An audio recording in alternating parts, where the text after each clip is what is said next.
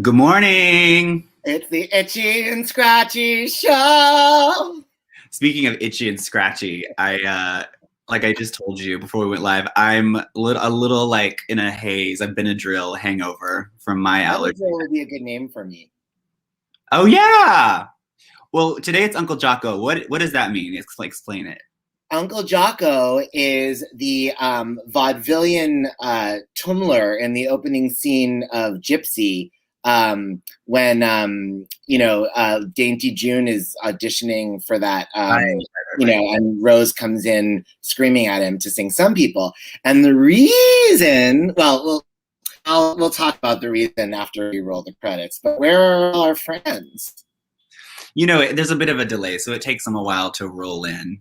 Well, they better catch up. Robbie Roselle, Broadway. Well, what? What did you say? I said Robbie Roselle, Broadway sweetheart. Broadway sweetheart. Someone's backing up outside. It ain't me. The wide load queen. Okay, well, while we're waiting for all our friends to come in and submit to the roll call, live from New York, Tuesday morning. Autumn, winter, next year. Time heals everything. It's a song. And time heals everything.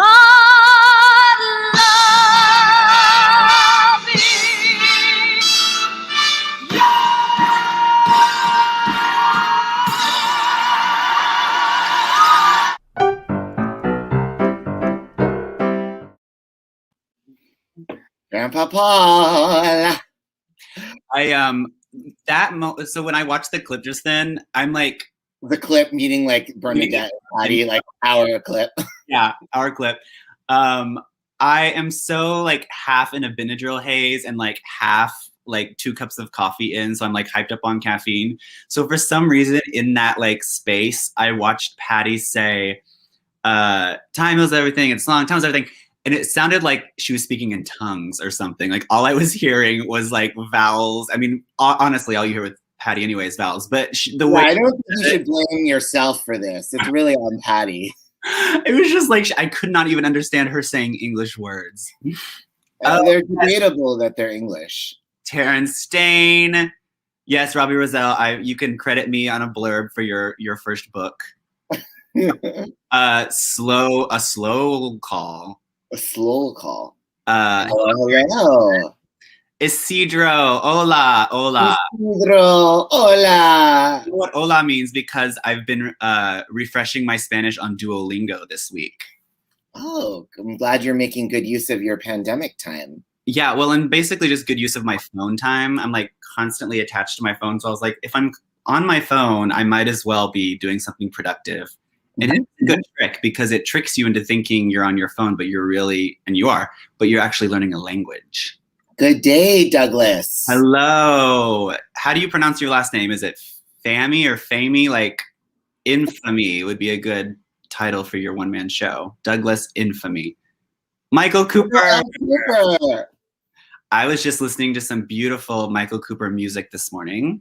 Yes, we're very excited because a little bit later today, we have a special guest. Tony Award winner Cady Huffman is joining us. And we're going to be talking about lots of things with Cady, including her new album, which is the world premiere cast recording of Michael Cooper's music for the musical Marguerite, which I was lucky enough to see last year, but we'll talk more about that. But also, everybody here in the comments start coming up with Dolly Concert Kills and other questions for Cady. Yes, for sure. It's so rare that we have a guest these days, so I'm super excited to like show off the viewers for Cady because I think they're gonna have some really smart. Cady, did you see Taryn? Cady, do you know Taryn? Oh, how about Larry? Eric, did you see Eric? Oh, Famey, Douglas Famey, even better. Famey. It's like if you get successful, you're not famous, you're famey. I feel like famey is when you're like famous adjacent. Like who would be famey? Like I feel like we're famey, like we're not famous, but we're like famey, like we act like we're famous, like we try to like You are famey though. Like you've literally been on TV on the Housewives. Like I'm like famey adjacent. You're famous adjacent. I'm famey adjacent. I think I'm gamey adjacent. Ooh, so gamey. I'm sorry. Gamey. You're always a little gamey, but some guys like that. Although pandemic has helped, like I feel like since I'm only inside, like fully controlling my temperature now, it's really helped my the tendency to sweat. Well, that's wonderful. Robbie's equity adjacent. Same. Oh, famous on 9th Avenue. I love it. Oh, Zach Couch, you know I'm counting on you for those Dolly concert kills for Cady Huffman. Yeah. Not to put too much pressure on you. No. I feel like this is like when it's family Christmas and there's guests coming to visit and like you're like the mom, like make sure you ask grandma about her health. Make sure you ask grandpa about whatever. Like that's I feel so much more like the grandma though in my life, I must say. Yeah, well you are the grandma. Caroline.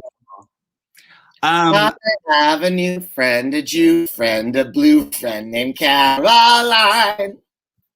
Okay, well let's speaking of Uncle Well, John. I just have to apologize for last week. It was really crazy. My internet just went completely out. I guess it had to do with the weather, and it took me 2 hours to get it back on, which was far past the span of our show. And normally I have great cell service in my apartment, and they're from different companies. I mean, my cell is T-Mobile and my internet is Verizon Fios. But they both went out and I couldn't get back on. And I was just so distraught. But I did watch the show, and I'm glad y'all had fun for as long as you did. And I'm glad Daniel got to introduce our exciting new venture. Yes, we have to go there now because I think our guest is in the green room, so we actually can bring her on a little early. But let's go to Roses and Daffodils, and I kind of talked about it last time, but I mean this is the official starting week. Everything's coming up,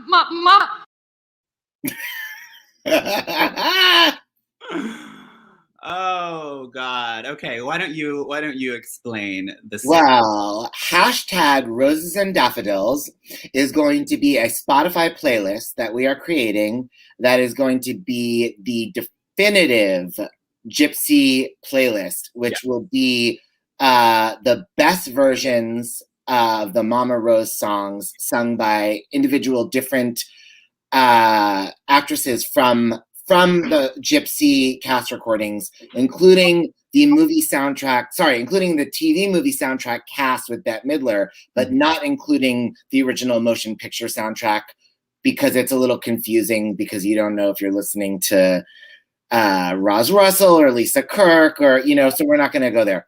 But it'll be Ethel Merman and Angela Lansbury, Tyne Daly, Bernadette Peters, Patti LuPone, Imelda Staunton, and not Kay Medford, and not Roz Russell, Lisa Kirk. It's also because they have to be on Spotify because it has to be accessible to everybody. And the way we're going to do it is that each week we're going to have a poll, an epic poll across social medias, starting today with some people. And we're going to get all of y'all's thoughts on who you prefer, and you'll be able to. We are depending on you guys. Again, putting the pressure on the viewers. We really are depending on you guys to get this started off right because it's the way we have it set up. It's on Instagram stories, and we're going to do it on Twitter as well. But we have a whole innovative system. We really do. A slider, and you get to slide to the lady you think sang the best version of some people. We have icons, we have design, and so that's going to be on our stories. So make sure you guys do that and share it if you want. But we are probably like each week, halfway through the week, going to do an actual Twitter poll with only 4 choices that are narrowed down. But we got to say, Daniel and I are the super delegates here, and like, Ted Cruz, Josh Hawley style. Like, we trust our electors more than you. So like, we're listening to you, but we're also like going to push for who we want. But ultimately, when we're done with all that, we're going to do a full podcast episode where we talk about what you guys wanted, what we wanted, why, how, and what the final podcast is. This is all important. Like the initial poll, the narrowed down 4 on Twitter. Like we're going to do a whole Gypsy expose on the podcast, and we're going to investigate everything bit by bit. I mean, Ben and I do this already, like every time we meet each other. So it's nothing really unusual, but this is something we've been wanting to do for a while. Unfortunately, like you said, Zach, Liza does not count, but we will, of course, be discussing Some People in depth and how I think it relates to other people's. Yes, and we will be interested to hear y'all's opinions each week when we introduce this segment. But Daniel and I will try to keep our own opinions to ourselves until we get to the actual podcast. But I will say that I don't think you get to Patty or Bernadette's Some People without Liza, because you know that Bernadette saw Liza do it at Radio City, and like, you know, even if Patty's like, I've never seen her, like, I'm sure that like Patty's musical director and like rehearsal pianist and like subconscious are influenced. Yeah. You know, and that's why their tempos have that extra juice that like you go back to Merman and it's just like, it's a ballad. It's so crazy. What are all the kids on Twitter saying? They're saying like this so-and-so was a cultural reset. I feel like Liza was like a cultural reset for Gypsy. Wait, this is a good question. Yes. Well, you know, this reminds me of when we had this this thing on Fire Island on the beach where we were like, what do you prioritize about a man? Ass, dick, face, or body? And you have to say them in order. And our friend Sean was like, well, it really depends. And he started asking all these questions just like you, Dolphy. And you know what I said? You have to synthesize all those factors and just narrow it down in the way that makes most sense to you. Ass, dick, face, body. That should be a new segment right after Dolly concert. Yeah. And I mean, I'll just say, you know, preparing for this week with Some People, I was listening to the different versions of Some People, and I realized that, like, you know, there is stuff like Bernadette's version at Carnegie Hall was so fabulous that I give her extra credit she doesn't deserve for her cast album performance. And like Patty's Some People on Broadway was so disappointing that I give her demerits that her cast album performance really doesn't deserve because it's pretty great. And you just have to make sense of that for yourself. And and that's what we'll talk all about. And I'm glad Taryn said this because I think this is also an important part, especially, you know, here just between friends. Like, I think if you're a viewer of next year's Some Year and you do have these thoughts, we can, during the Roses and Daffodils segment, have like a parliamentary procedure, like, pros and cons. What's it called? Whenever you give up and like, but what's it called? No, what's it called in Parley Pro, where it's like you get up and you either speak for it or against it? I'm not sure, but honestly, I don't even think ultimately it really matters which anyone thinks is the best. It's much more interesting why they think that. Your reason. And, once again, it is the cast album, or in the case of Bette Midler, the soundtrack performances. Also, I will say for Bette's being included, I do know that, like the Les Mis movie, although beforehand, Bette recorded the Gypsy score live on the set while they filmed. I was just gonna say. So it's not, you know, I'm not sure why that feels important, but because it's not like I don't know. It's I know what you're saying. Yeah. Well, so I know we have a very special appreciation station. Yes, we do. So let's go there now because it's integral to this episode. Thank you. Thank you. Thank you. Well, I'm so excited today to appreciate Cady Huffman's performance in the musical Marguerite, which I saw the, I guess, New York premiere production last year by the Astoria Performing Arts Center. And it was about a year ago, and it was a rainy night, and I had to go out to a church in Queens, and I was tired, and I just wanted to be home watching my stories. And Mucho Music was my date, Dan Fortune. And I really was just, I had to go because my dear friend Michael Cooper wrote the music. And of course, I'm a huge, lifelong fan of Cady Huffman's. But I really was like resenting that I was going. And I had just one of those transcendent experiences where I was really transported by this beautiful piece, Marguerite, and by Cady's performance, which was so moving and so thrilling. And like I said, I'd been her fan for years and years, but I'd never seen her do anything like this. And so they've just released their cast recording on Broadway Records. It's available wherever music is sold or streamed. And this is my favorite song in it is her anthem, Je suis Canadienne. And this is a little taste of that, and then we'll bring Cady on to talk about it. But here is that song. Here we go. Though I was born in France, je suis Canadienne. For that's what Vie Marie was always meant to be. France without walls. Here we are stronger, we are free. Each step an opportunity.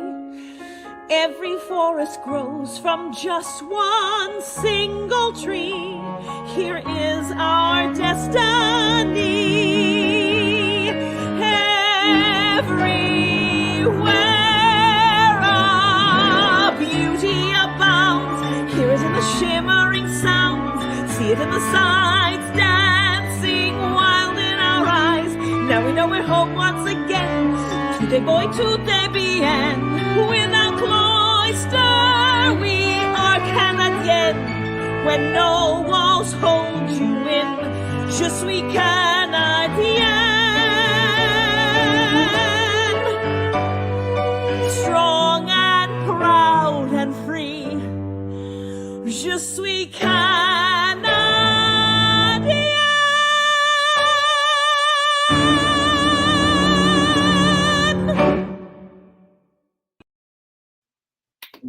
Just beautiful.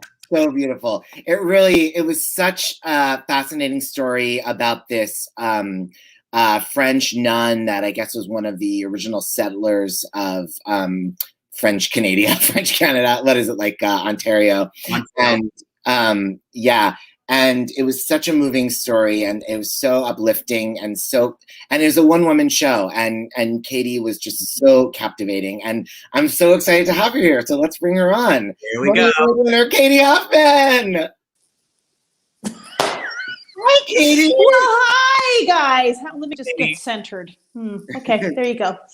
You look beautiful. It's so great to see you. It's so great to see you too, Daniel. I'm just sort of fascinated. It looks like you have a man bun, and Well, it's took me a while. It's that's just a hat hanging behind me, but my hair is basically long enough to do a man bun right now. Kind of out of Well, it control. looks cute. Thank you. And Ben, how are you? I'm good. I'm so good. I've been loving the Marguerite album. Oh, you're so sweet. Thank you. It's taking me right back to that amazing night when I saw your like heroic performance. Thank you so much. Yeah, that was crazy, huh? I was in the fall, so it was very rainy in Astoria, Queens. Yeah. And every night in a cold church. It was amazing. It really, Marguerite showed up a lot. It felt like it. I mean, the cold church, I mean, in a way, she had to go from France to Canada. You only went to Queens. That's what it felt like, crossing the Atlantic sometimes. But it was very wet. And Marguerite was the first Canadian saint. The first Canadian Catholic saint, which is 400, years in the making. So it was so that's who she is, and she founded Montreal with a few other people. Yeah, she's fascinating. So imagine that. And kind of an early feminist in a way, right? Absolutely an early feminist. I mean, she crossed the Atlantic so that women could be free, so that nuns could be uncloistered, because at that point, the Catholic Church only put nuns behind walls. And she didn't want to live that way. She was from a kind of a wealthy background and was sort of spoiled and, you know, well educated. And she had an epiphany. It's like, oh, I need to serve. This is what I need to do. But I can't do it behind a wall. I need to get out into the world and understand the people in the world and love the people in the world. And yeah, she was fascinating. And 400 years later, there's still a congregation in her name. Wow. I mean, the story was really interesting, and it's such a great piece, and you did such a great job. I mean, it's a solo piece.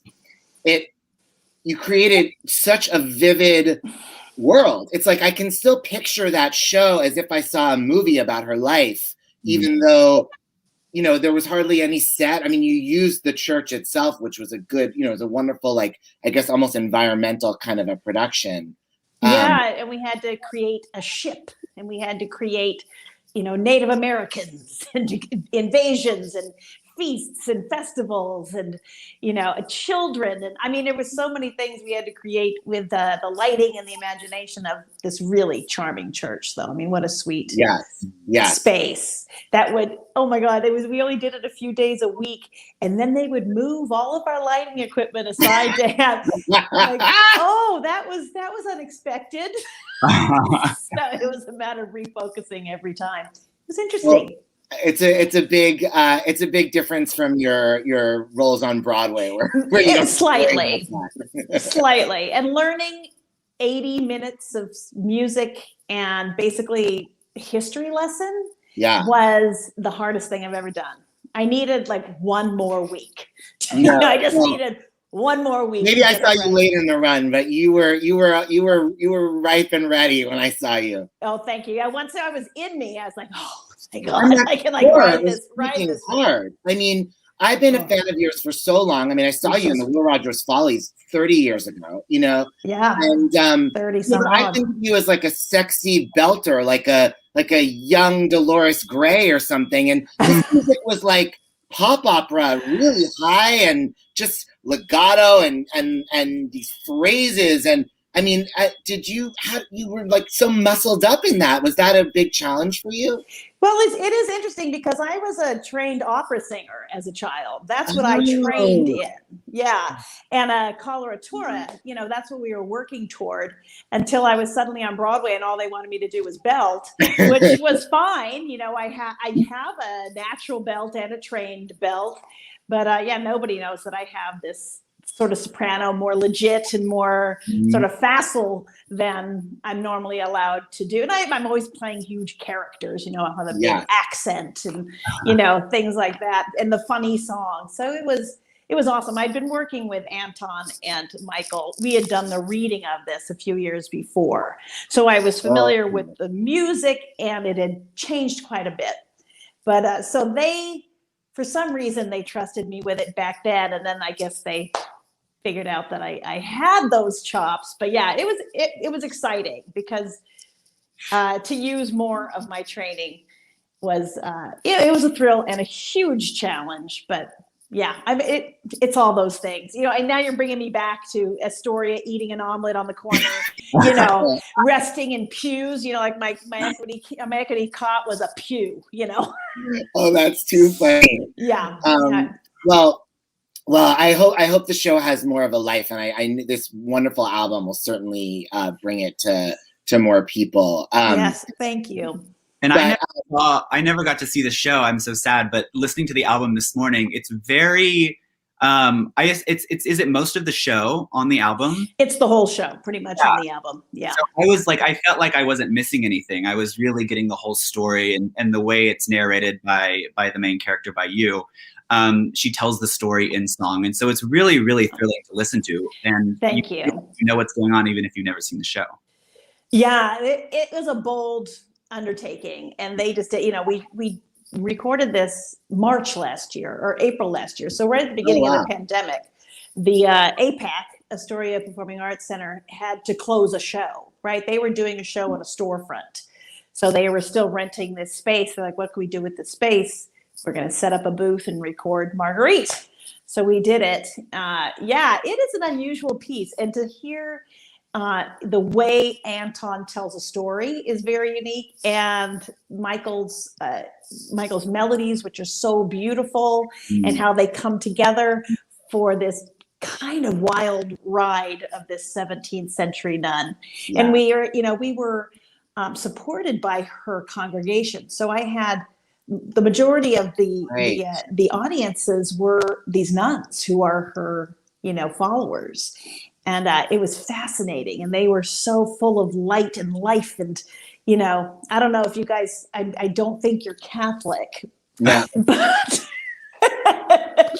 But the nuns are sort of the people in the Catholic Church, in my opinion, who changed the world. Mm-hmm. You put these men in positions of power and, stuff happens that we don't like. But the women come together and really do change things for the positive. So I'm all for that type of nun. And these women were those nuns. They were just thrilled with it. I mean, I think some of them may have questioned our choices about a couple of the characters because there's, little written about what's written is thought up and, there's not a lot of first-hand experiential writing on her. Mm-hmm. So, but I think there's a little bit of her writing. And then there's sort of ways the Catholic Church tried to tell her story, which we bring up in the show too. They whitewash her story a lot because really she had to lift her skirts and, dig in the mud, like in the muck. And she had to cross the Atlantic Ocean many times to bring women who were subsisting in France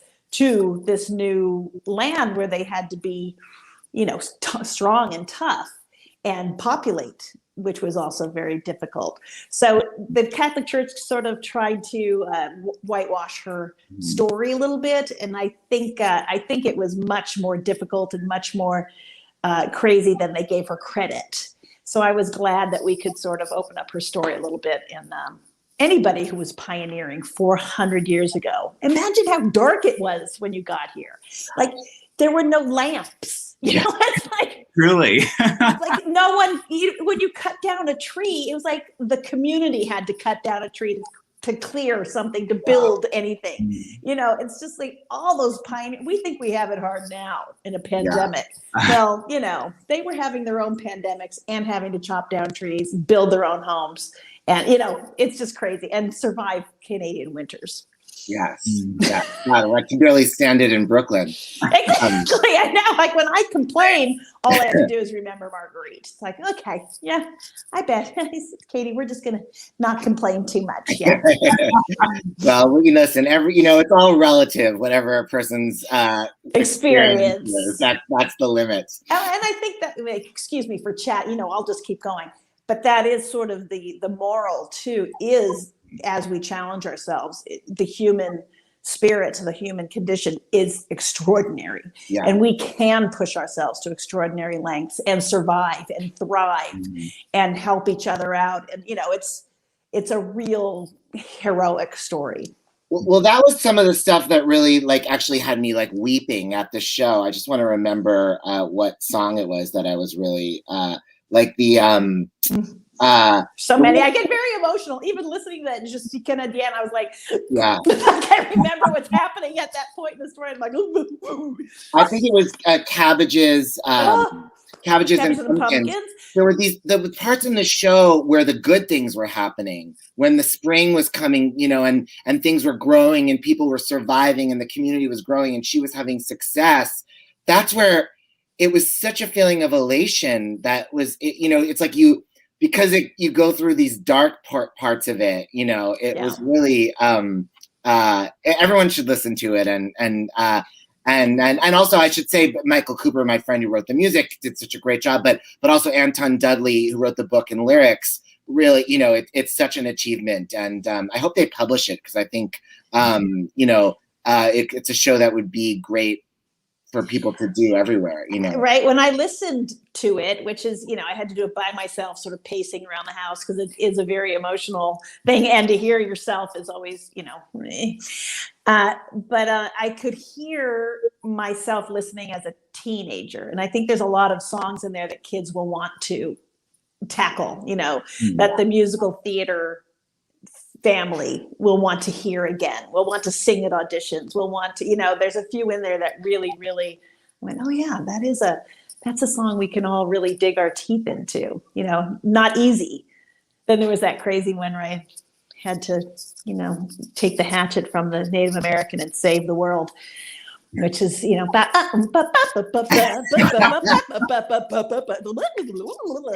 over the place. But anyway, yeah, enough. You just tell me to shut up at any time. Well, I want to just ask you about a couple of your legendary things, because we want some for the Broadway fans.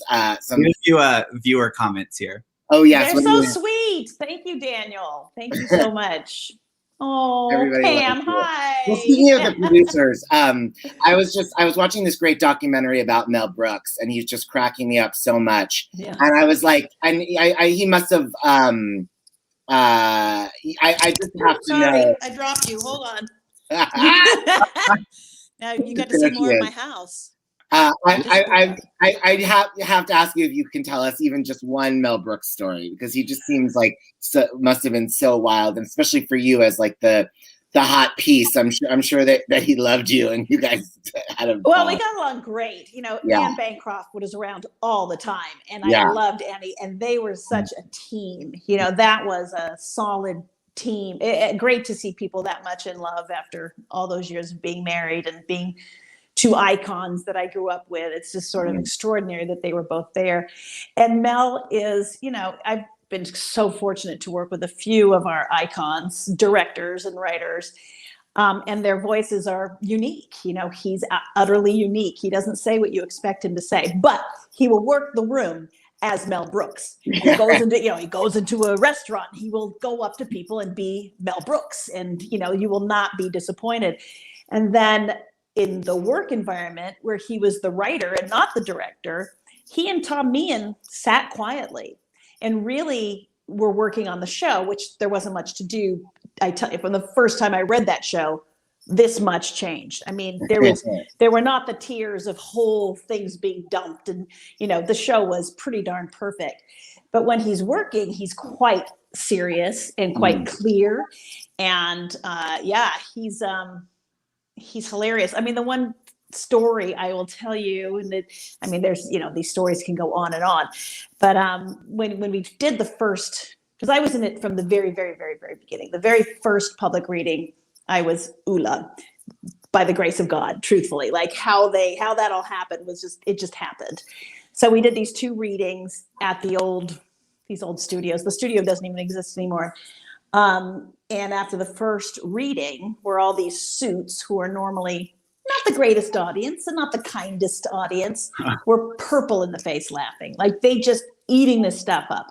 And after the first reading, we were doing April 9th, 2000, Rocco Landesman, who was running Drew Jamson at the time, offered Mel the St. James on the spot after that first reading. Wow. Yeah, and then we did the second reading, and Anne Bancroft sat sort of 3 feet off my left knee for both readings. Mel comes up to me and he says, "Kid, when it goes, you're in." Wow. Crazy. And less than a year later, you know, by December we were rehearsing, and by May we had won all those awards, and it was crazy. Okay, and I have one more Broadway question for you.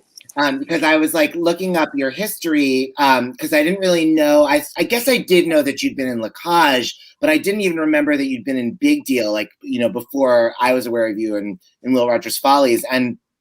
But you were like, you were in La Cage on Broadway just for a couple of months, like.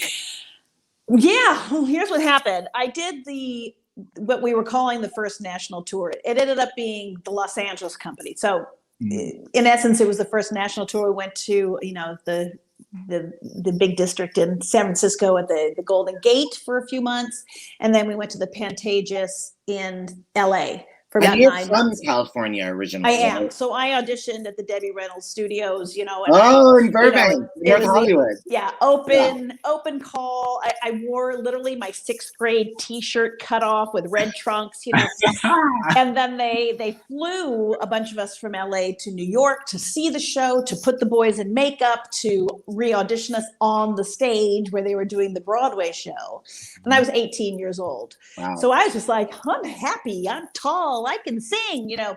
I was just in the right place at the right time to play a drag queen, because I was bigger than some of the boys.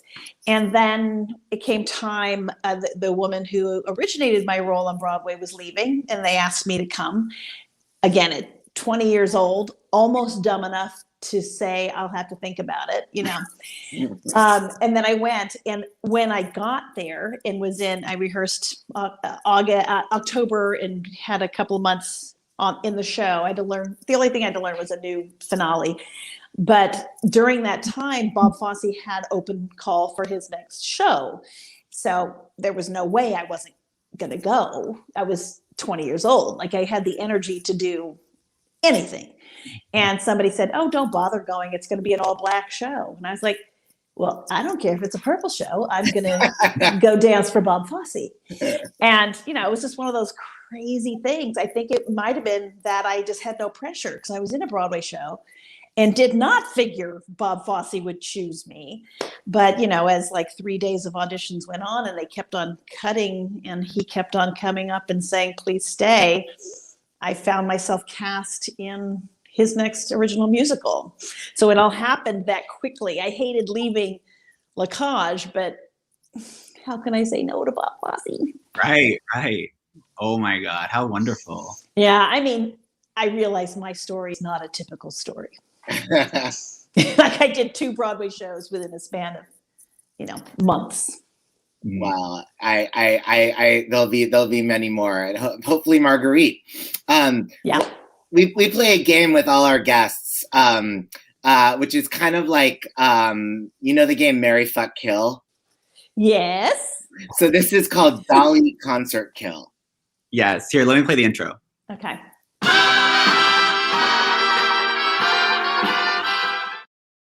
Because we're obsessed with Hello, Dolly. I played Dolly. You did? I did. I played her up at Theater by the Sea in Rhode Island. Wow. Yeah. Amazing. Yeah, I loved it. I've seen you. Loved the part. Had you ever done it as a kid? Were you ever like, any of the girls or anything before? I didn't really know the show. I was like, yeah, okay. Like, I had just left my husband. I was a wreck. And my friend who was running the theater was like, "You have to come play Dolly." I'm like, "I can't. She's like, "Get up here and play Dolly."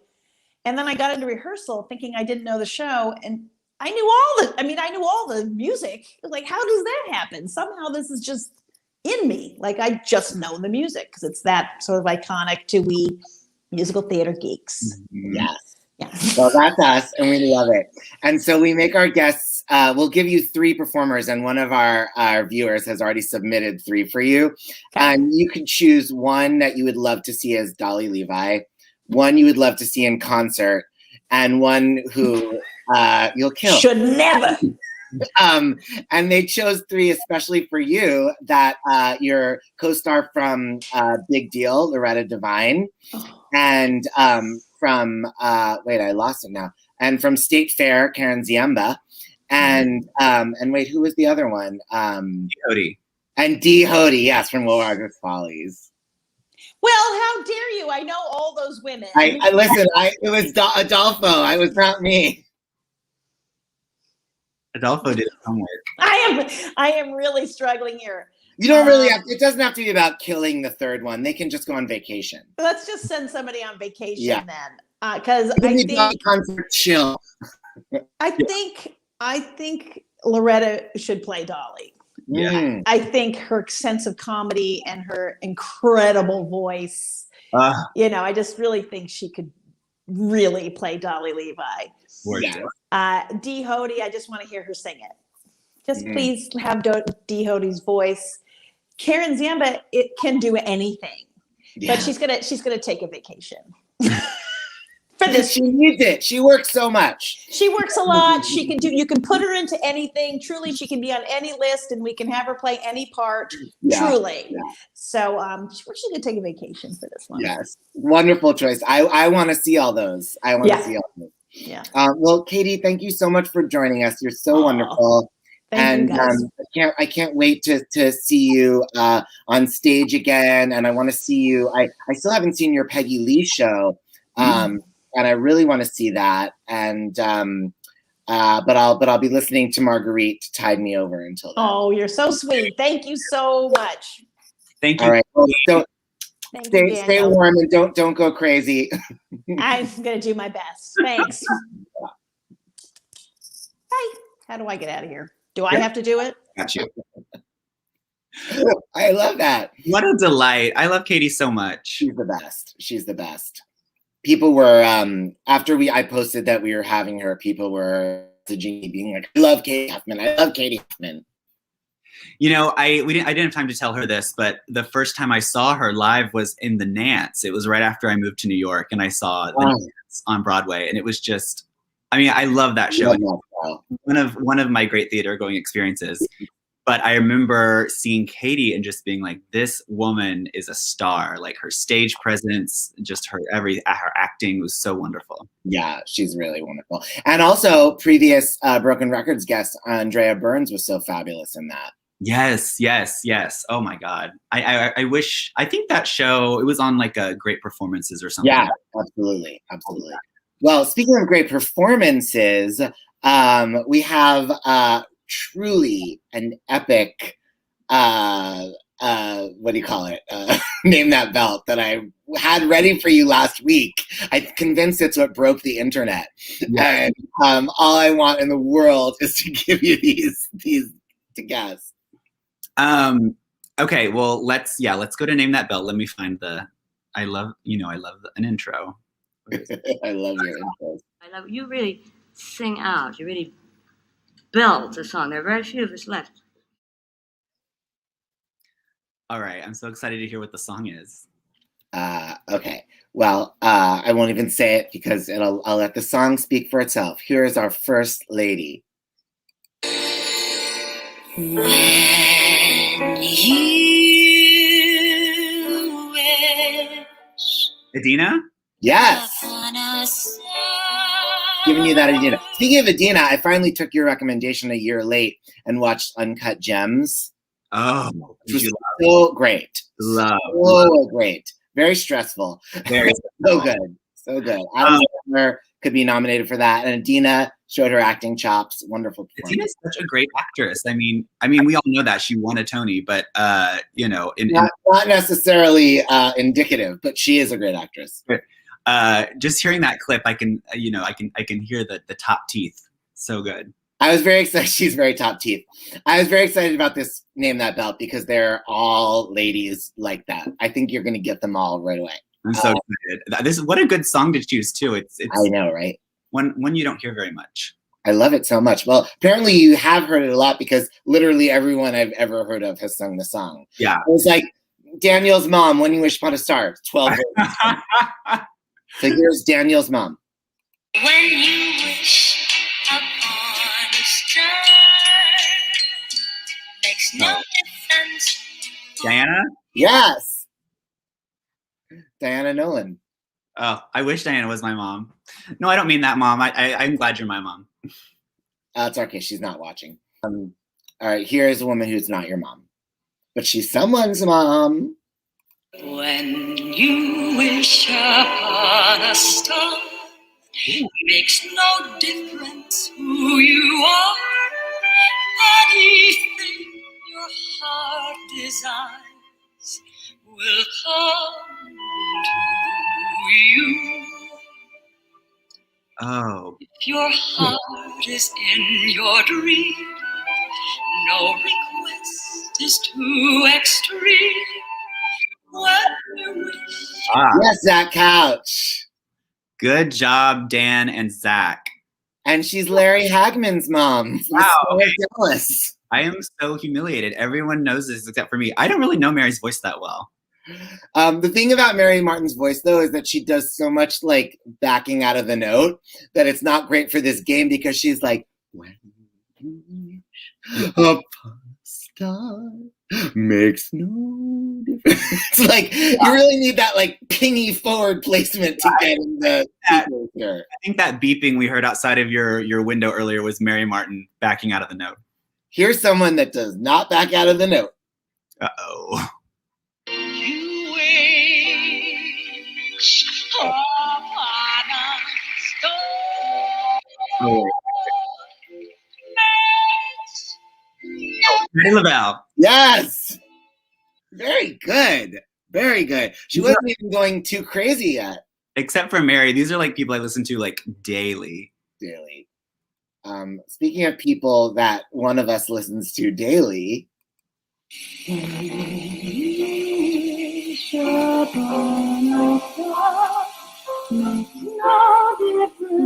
Oh, Yes. Patti LaPone. Yes. The other Patti La.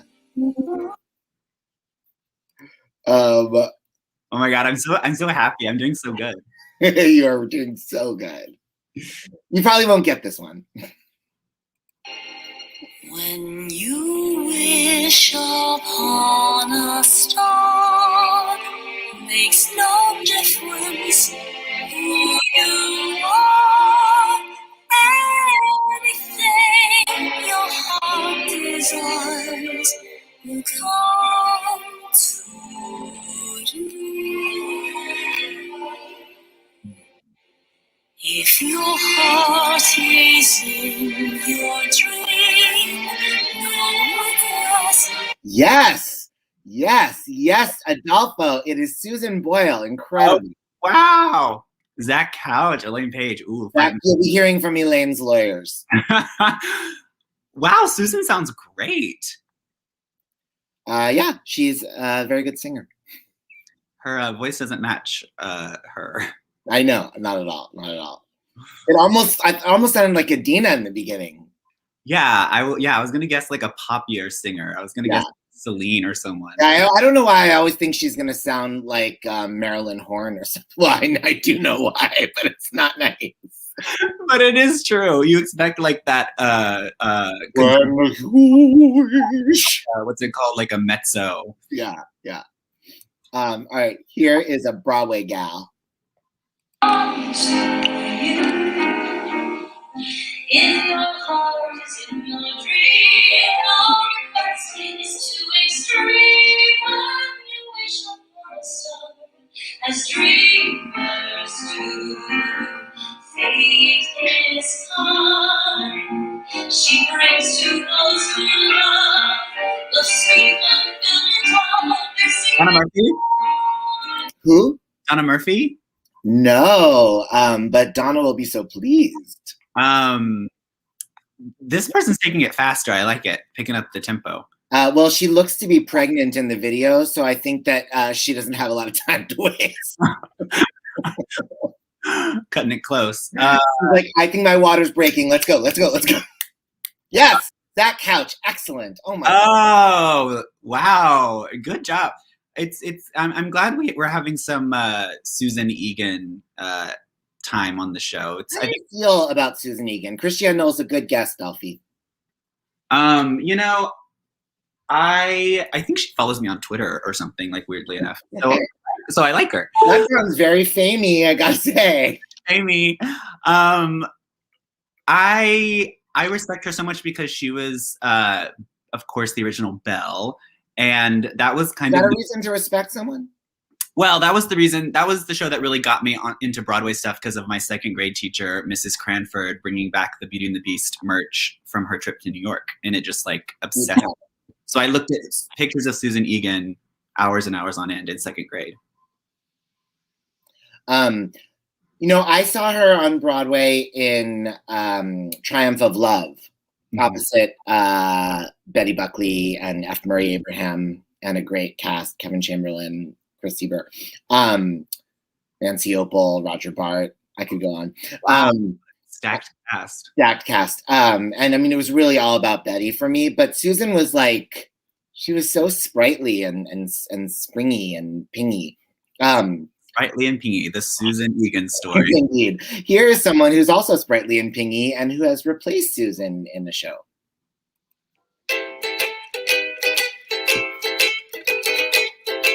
Oh, I thought I skipped this. I'm sorry. And when you wish upon a star, makes no difference who you are. Anything your heart desires will come to you. Oh, I know this. If your heart is in your dream, I love this arrangement. No steers to extreme when you wish upon Yes. Oh, yeah, of course. Butler. The lyric I always expect it to be is "No request is too obscene." That would be the Daniel Nolen version at Club Penguin. Request is too obscene. Accepts NSFW pictures. Everyone got that. Wow. How do you feel about Carrie? Okay, you're not gonna like this, and this might be a good segue into the story I know you have to tell. I didn't really know Little Shop that well until I did a production of it as Seymour. Thank you. Please stay seated. Community theater in Oklahoma, and that was, the director burned CDs back when you could burn a CD, and gave them to the cast to listen to, and the recording he used was the revival cast. So Carrie was the first Audrey I really knew. Then, of course, I took the Ellen Green journey and realized quickly that that was kind of her definitive role, and she was the end-all, be-all Audrey. But I really love Carrie. I don't mind her on the Little Shop album. And I think I saw her recently in Beetlejuice, and I liked her in Beetlejuice. So that's really my only exposure to her, but interesting. Not any baggage. Well, I don't think that you need to apologize for the Ellen Green thing, because I feel like Ellen Green has so owned that role. She created it, and she did the movie version, and she sang it on every tribute concert and every talk show, and she did the revival with Jake Gyllenhaal, the Encore's production. I mean, I feel like Ellen Green has dominated that role in a way only I can think of, like Barbara and Funny Girl. Like, I don't think Patty or in Evita or Jennifer Holliday in Dreamgirls have been able to keep others off their property in the way that Ellen Green has. So I think you're allowed to have the Carrie Butler experience. I, however, do owe an apology to Ellen Green, apparently, because, and this will be in our new segment, Mea Culpa, Mea Maxima Culpa. I heard a story a while ago, which I believe is true, that probably a lot of people know Ellen Green's unreleased album, All the Lives of Me, from the early 70s. And it was not released. And the story that I had heard was the reason it was not released was because I think it was maybe produced by one of the same producers that had produced Bette Midler's early stuff. Mm-hmm. And it was going to be also on, Atlantic Records. And maybe Ahmet Erdogan was even the producer. I'm not sure. But that Bette did not like how Ellen was like up and coming in her lane. Ellen, around that time, also notably, the Broadway flop. That the song on the album "Dear Miss Streisand" is from the Broadway flop "Rachel Lily Rosenblum" and "Don't You Forget It," which was written for Bette Midler. Bette didn't do it; Ellen Green did, and they were kind of a little bit in the same circles. But Bette had leapt way beyond her and become this mega superstar. Ellen Green was still starting out, and apparently the story I had heard was that Bette had ensured that Ellen's album, which was recorded and mixed and all that, would not be released. And it was not released until decades later on like Playbill Records or whatever, and only briefly, or maybe it didn't even happen, but a lot of people have it. Anyway, friend of the pod, Craig Burns, had posted on his amazing Instagram account, Bygone Broadway, this great picture of Bette Midler in 1984 leaving the theater, or maybe going to the theater to see Little Shop of Horrors off Broadway. Maybe she was just walking by it on 3rd Avenue. I don't know. But you see her in front of life-size photo on the wall of Ellen Green and Lee Wilkoff, the original Seymour, who was tagged. And I think it said Bette Midler leaving Little Shop of Horrors at the Orpheum Theater. And I commented, see, it only took 10 years for, see, Ellen recovered from Bette crushing her career, and it only took 10 years. And in the moment that I posted that comment, I thought I was being funny. I still kind of think that if you know the story, which apparently like nobody does, maybe it's not even a true story, it's funny, but I noticed that I hadn't gotten any notifications of like so-and-so liked your comment. And so that I just happened to notice that because Craig Burns' account, Bygone Broadway, has a lot of followers. And I feel like whenever, I don't usually comment on his stuff unless I think I have like a funny thing to say. And I feel like I usually get a lot of notifications that someone liked it. And I hadn't. And then I get a notification, Lee Wilkoff replied to your comment. Ooh. And I was like, oh, what did Lee have to say? Uh-oh. No. Oh. And he wrote, not so nice, Ben. Ooh. And I don't know Lee Wilkoff. I'm sorry, doctor. I'm I sorry. don't know him at all. I've never met him. But you kind of just feel like he's like this like nice person, you know? Like, Seymour. I mean, maybe I'm wrong, but I kind of just have to go with Lee Wilkoff is nice. And I felt so bad. And I went back and I looked at it, and sure enough, it had 0 likes. Actually, that's not true. Craig had liked it. God bless him. But I kind of feel like Craig, you know, just is like in that blanket of just liking the comments, you know. But I was like, just imagining what this looks like to somebody else, like who doesn't know the story, which might not even be a true story. But like, because I obviously wasn't trying to shade Ellen. I was just shading Bette, you know. Yeah. But if you don't know the story, it sounds like I'm shading Ellen, you know, like being like crushed her career. Like as if I'm saying like Bette left that stupid bitch Ellen Green in the dust. Yeah, that, you know.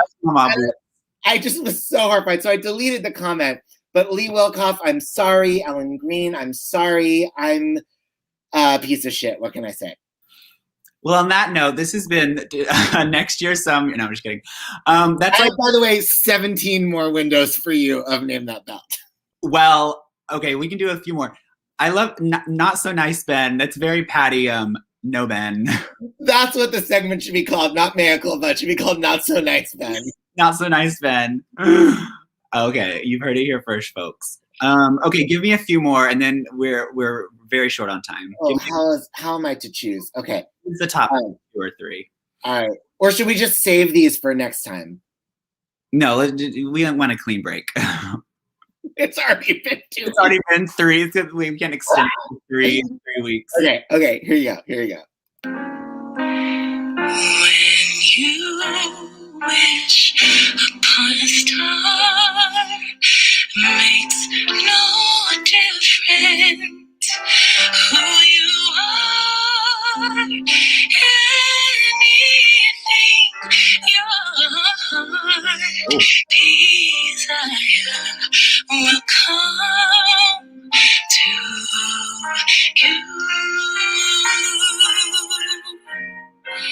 If your heart. Yes, Dolphy. Whoa. Good job, Beyonce. Those riffs were gold. I also want to say I was taking notes on which singers did the intro verse. Because like many old songs, it starts off with one of those like... Yeah. Dun, dun, dun, dun, dun, yeah. Dun, dun, dun. And I was impressed that Beyonce did that. Actually, no. Now I can't remember if she did or didn't. But this person did, and I was impressed by it. But this is not... Oh, no, don't listen to me. Not so nice, man. No, cool. Here you go.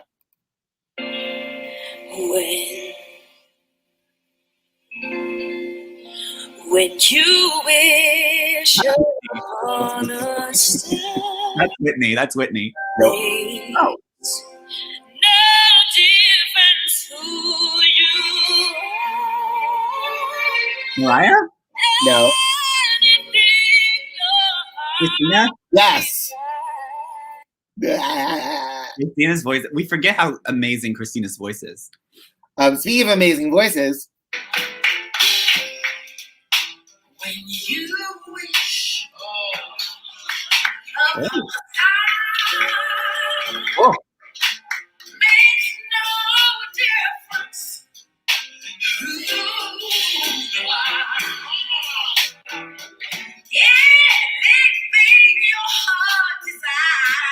will come.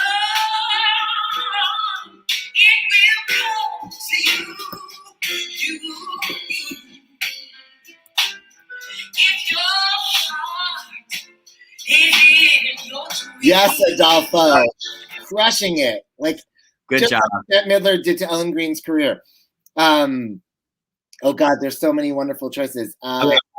We're like, you have 5 seconds, so No! give us one my baby. Okay.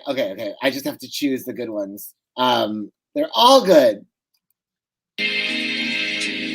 When you wish upon a star, makes no difference who Shirley Bassey. Yes. anything. Okay, wait. 2 more. You wish upon a star. Bernadette. Yes. Unmistakable. Last one. Bernadette would be a good Jiminy Cricket. Yes. When you wish upon a star. Julie Andrews? Yes. Yes, honey. On that note, peace. Autumn, winter, next year. Time heals everything. It's a song. Time heals everything.